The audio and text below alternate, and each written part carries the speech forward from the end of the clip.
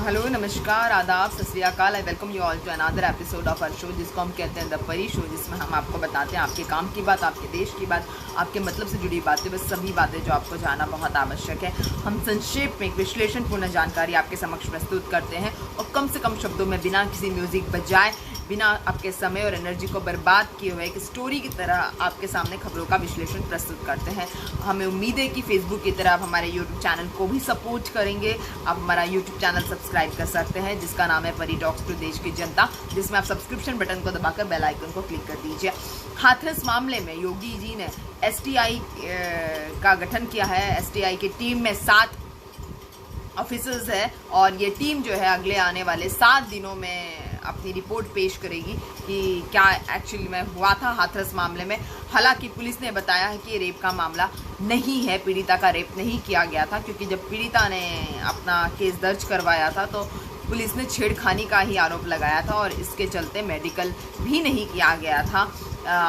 हमारे NC आस्थाना साहब जो है NCB के चीफ है, उन्होंने भी कई सवालिया निशान यूपी सरकार के ऊपर उठाए हैं। एक तरफ तो यूपी सरकार ट्वीट करके कुछ और कहती है, लेकिन कथनी और करनी में बहुत फ़र्क है।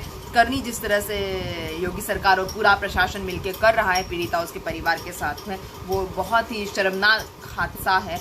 एक लोकतंत्र पे एक खतरनाक चमाट एक तरह से लगा रही है योगी सरकार। उसके अलावा मैं आपको बता दूं कि इतने सारे रेप के हमारे यहाँ पे मामले होते हैं, लेकिन जिस तरह से ये रेपिस्ट, निर्भया के जो रेपिस्ट थे, जो कन्विक्ट्स थे, उनकी फांसी की सज़ा जिस तरह से आगे टलती रही और जिस तरह से उनकी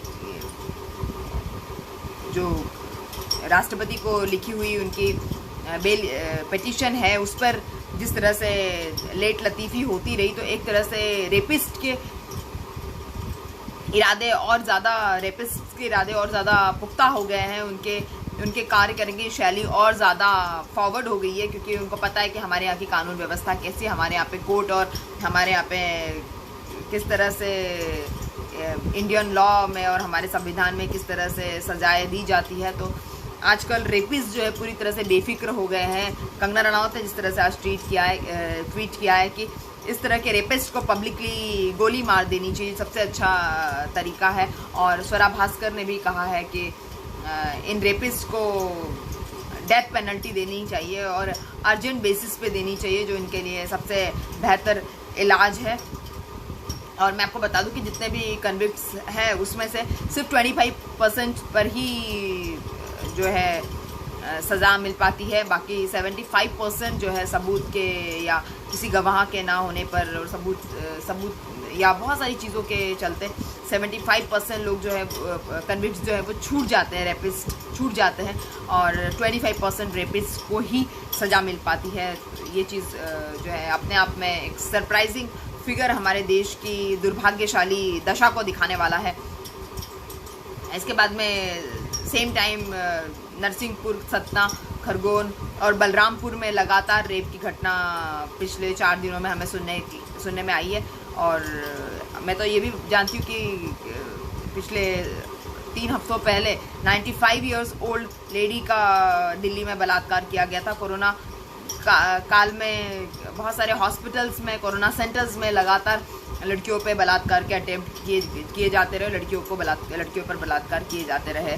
तो ये थे कुछ झकझोर देने वाले फैक्ट्स बलात्कार से रिलेटेड, किस तरह से बलात्कार सर्वव्यापक हमारे यूपी में, दिल्ली में और भारत के हर स्टेट में है। तो कोई भी स्टेट की सरकार बलात्कार को डिनाई नहीं कर सकती कि हमारे यहाँ पे बलात्कार नहीं है और आपके यहाँ पे बलात्कार है। जिस तरह से कैलाश विजयवर्गीय जी पश्चिम बंगाल में बैठ के ममता सरकार को पाठ पढ़ा रहे हैं। उसके बाद में मैं आपको बता दूं कि अनिल मुसर्रत जो है और टोनी असाई जो है, उनसे दीपिका और उनके हस्बैंड के बहुत ज़्यादा करीबी रिश्ते हैं। इसके पहले गृह मंत्रालय ने कहा था कि जिन लोगों के टोनी असाई और अनिल मुसर्रत से एसोसिएशन है वो डिसएसोसिएट हो जाए और वो सामने आकर सफाई दे दे कि आखिर इन लोगों से इनके रिश्ते क्यों हैं। और अपेरेंटली दीपिका और उनके पति जो है लगातार उनके फोटोग्राफ्स मीडिया में अब वायरल हो रहा है। जब से दीपिका ड्रग केस में फंसी हुई है तब से उनके बहुत सारे फ़ोटोज़ वायरल हो रहे हैं, जिसमें टोनी असाई है। एक फ़ोटो में अनिल मुसर्रत है। और अनिल मुसर्रत, मैं आपको बता दूं, ये वो व्यक्ति है जो इमरान खान के इलेक्शन लड़ने के लिए फंड्स का अरेंजमेंट करता है। और उससे दीपिका और उसके हस्बैंड के बहुत ज़्यादा करीबी रिश्ते बताए जा रहे हैं। और ये भी बताया जा रहा है कि दीपिका जो टुकड़े टुकड़े गैंग बोला जाता है रिपब्लिक चैनल पे, जहाँ पर JNU में दीपिका गई थी, वो भी अनिल मुसर्रत के कहने पर ही गई थी। अनिल मुसर्रत ने JNU में जाने के लिए दीपिका को 5 करोड़ रुपए भी दिए थे। और छपाक फिल्म का प्रोड्यूसर भी अनिल मुसर्रत ही है, जिसने इसके पहले Chennai express, happy new year और भी इसकी दीपिका की काफ़ी सारी फिल्में हैं, बाजीराव मस्तानी और पद्मावत, और भी कई ज़्यादा फिल्में दीपिका और शाहरुख के लिए फाइनेंस की थी अनिल मुशर्रत ने। और इस तरह से दीपिका के बहुत ज़्यादा करीबी रिश्ते अनिल मुशर्रत के साथ में सामने आए हैं। उसके बाद में बिहार इलेक्शन की अगर हम बात करें तो बिहार इलेक्शन में तेजस्वी यादव ने सबसे ज़्यादा सीटों पे 140 सीटों पे इलेक्शन लड़ने की पेशकश की है। और क्योंकि सबसे ज़्यादा सीटों की दावेदारी की पार्टी होने के साथ साथ तेजस्वी ने बताया है कि वो सबसे ज़्यादा बिहार के लिए बेनिफिशियल पार्टी है। ठेठ बिहारी होने के नाते वो जो भी प्रॉमिस करते हैं वो सारे प्रॉमिस निभाते हैं। उन्होंने ये बताया है कि जैसे ही उनकी पार्टी इलेक्शन जीतती है, पहले ही दिन जो उन्होंने 27 सितंबर को उनकी प्रेस कॉन्फ्रेंस में उन्होंने 10 लाख रोज़गार का प्रॉमिस युवाओं से दिया था, वो पूरा करेंगे। पहले ही दिन सरकार के आते ही पहले ही दिन वो ये काम करेंगे। सरकार के फर्स्ट डे में उन्होंने ये कहा है कि बिहार के युवाओं के साथ में लंबा साथ रखना है, तो हमने जो प्रॉमिस किया है वो हम निभाएंगे। उन्होंने ये भी कहा है यहाँ तक कि बिहार के युवाओं से परीक्षा फॉर्म भरने की फ़ीस नहीं ली जाएगी, जो 500 या 1000 रुपये होती है लगभग हर बार। परीक्षा फॉर्म भरने की फ़ीस तक नहीं ली जाएगी। और परीक्षा केंद्रों तक जाने के लिए छात्रों को और युवाओं को, जो भी आप कहें, उनको जो भी उनका ट्रेन का या बस का जो किराया है वो भी RJD पार्टी देने वाली है। इस तरह की बड़ी अनाउंसमेंट युवाओं को अपने पाले में लेने के लिए तेजस्वी यादव कर रहे हैं। हालांकि माले को अपने पाले में लेने के लिए भी राबड़ी देवी जो है सक्सेसफुल रही है। महागठबंधन की परेशानियां काफ़ी हद तक कम होती हुई नज़र आ रही है। CPI-ML को पूरी तरह से RJD ने अपनी पार्टी में ले लिया है, माले को अपनी पार्टी में ले लिया है।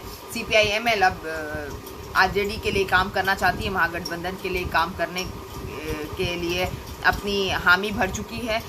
CPI-ML को अब महागठबंधन में शामिल होने से कोई आपत्ति नहीं है। और सबसे ज़्यादा पार्टी सीटें तो खैर तेजस्वी की RJD ही ले रही है, लेकिन CPI और CPM को भी 10-10 सीटें दे दी गई है। और इसके चलते JMM जो झारखंड मुक्ति मोर्चा है उसकी 1 सीट कम कर दी गई है। और माले की नाराज़गी जो RJD से दूर हो चुकी है और जो राबड़ी देवी करने में सक्सेसफुल रही है। मीटिंग राबड़ी देवी जो पूर्व CM है बिहार के, उनके निवास स्थान पर ही हुई है, जिसमें सपा को भी 2 सीटें दे दी गई है और JM को भी 2 सीटें दे दी गई है। लेकिन शिवसेना ने अभी एक बड़ा अनाउंसमेंट किया है कि वो भी बिहार में 50 सीटों पर अपनी दावेदारी रखते हैं और 50 सीटों से वो बिहार के चुनाव में आ सकते हैं। असाउद्दीन ओवैसी भी बिहार के चुनाव में अपनी किस्मत आजमाने के लिए आ रहे हैं। और असाउद्दीन की जो पार्टी है वो काफ़ी एक्टिवली बिहार में काम कर रही है। यही नहीं, बिहार में इस बार 79 नई राजनीतिक पार्टियां आई हुई है और चुनाव आयोग ने इन पार्टियों को चुनाव चिन्ह भी दे दिए। चुनाव आयोग का कहना है कि ये पार्टियां लगातार 18 जून से लेकर 17 अगस्त, 13 जुलाई और 3 सितंबर के दिन इनकी जो है एप्लीकेशंस आई है और इनको चुनाव चिन्ह भी दे दिए गए हैं, जिसमें टीपू सुल्तान पार्टी है, संयुक्त राष्ट्रीय मोर्चा है और भी कई सारी पार्टियां हैं। ये ऐसा बिहार में पहली बार नहीं हुआ कि जो ये नई पार्टियां आ रही है और नई पार्टियां पूरी की पूरी 243 सीटों से चुनाव लड़ेगी। ऐसा पिछले विधानसभा चुनाव में भी हुआ था। पिछले विधानसभा चुनाव में चुनाव आयोग के हिसाब से 256 नई राजनीतिक पार्टीज बिहार में आई थी और इस बार भी 79 नई राजनीतिक पार्टीज बिहार में आ रही है। लेकिन ज़बरदस्त मोर्चेबंदी जो है वो आरजेडी की है और एलजेपी और नीतीश कुमार का जो झगड़ा है वो ख़त्म होने का नाम नहीं ले रहा है। एलजेपी नीतीश कुमार के खिलाफ चुनाव लड़ेगी। एलजेपी ने कहा है कि वो किसी भी सूरत में नीतीश कुमार के नेतृत्व को स्वीकार नहीं करते हैं। उनको नीतीश कुमार से बहुत सारी परेशानियां हैं। वो केंद्र सरकार मतलब केंद्र में तो एनडीए का नेतृत्व मतलब मोदी सरकार का नेतृत्व तो वो स्वीकार करने के लिए तैयार है, लेकिन नीतीश कुमार के नेतृत्व में वो चुनाव लड़ने के लिए तैयार नहीं है। इसलिए एलजेपी नीतीश कुमार से आज अलग होने की घोषणा कर दी एलजेपी ने। एलजेपी कहना चाहती है कि वो अपना अलग जाके अपने विधानसभा चुनाव से खुद चुनाव लड़ेगी और नए प्रत्याशी खड़े करेगी। देखना ये होगा कि क्या नीतीश कुमार के खिलाफ चुनाव लड़ते लड़ते क्या एलजेपी बीजेपी के खिलाफ भी, क्योंकि नीतीश कुमार तो एनडीए का हिस्सा है, तो क्या जेडीयू जिनकी पार्टी जेडीयू है, तो क्या नीतीश कुमार के खिलाफ जेडीयू के खिलाफ चुनाव लड़ते लड़ते क्या एलजेपी बीजेपी के खिलाफ भी जिन क्षेत्रों में बीजेपी के प्रत्याशी है क्या उन प्रत्याशियों के खिलाफ भी अपने प्रत्याशी खड़े करती है एलजेपी, देखने वाली बात होगी। खैर चुनावी घमासान बहुत इंटरेस्टिंग है। एक तरफ तो बिहार में इस तरह की उतार चढ़ाव लगी पड़ी हुई है, वहीं दूसरी ओर ममता ने पंडितों को जिस तरह से संरक्षण दिया है और 1000 पंडितों के लिए घर दिए हैं, उसको देखते हुए बीजेपी सक्रिय हो गई है पश्चिम बंगाल में। और ऐसा बताया जा रहा है कि अमित शाह इस बार दुर्गा पूजा में पश्चिम बंगाल में हो गया। अमित शाह के होने से बीजेपी कार्यकर्ताओं में एक मोटिवेशनल लहर होगी और अमित शाह इस बार अब बीजेपी का पूरा कार्यभार जो है पश्चिम बंगाल में संभालेंगे। आपको पता है, लेकिन ममता बनर्जी के खिलाफ पश्चिम बंगाल में बीजेपी की जो हैसियत है वो कितनी ज़्यादा है आपको अच्छी तरह से पता होगा। लेकिन इस बार जो है ममता के हिंदुत्व वाले गेम को चेंज करने के लिए गेम चेंजर अमित शाह पूरी तरह से चुनावी मैदान में पश्चिम बंगाल में उतर चुके हैं।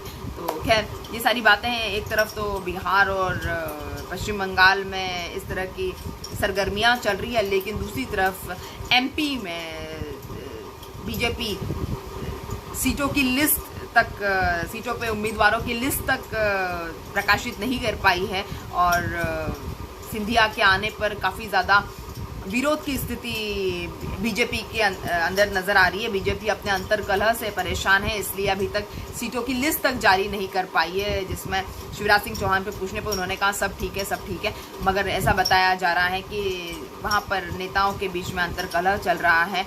और ऐसा भी बताया जा रहा है कि सिंधिया के समर्थक विधायक जो सिंधिया के साथ में आ गए थे कांग्रेस से बीजेपी के, उनका पत्ता कट सकता है, क्योंकि पुराने जो बीजेपी के प्रत्याशी है उनको टिकट देना बीजेपी के लिए ज़्यादा अनिवार्य है। और ऐसे माहौल में कांग्रेस ने अपना हल्ला बोल दिया है सिंधिया पर और कांग्रेस लगातार सिंधिया की इलीगल प्रॉपर्टीज़ के भेद खोलने में लगी हुई है।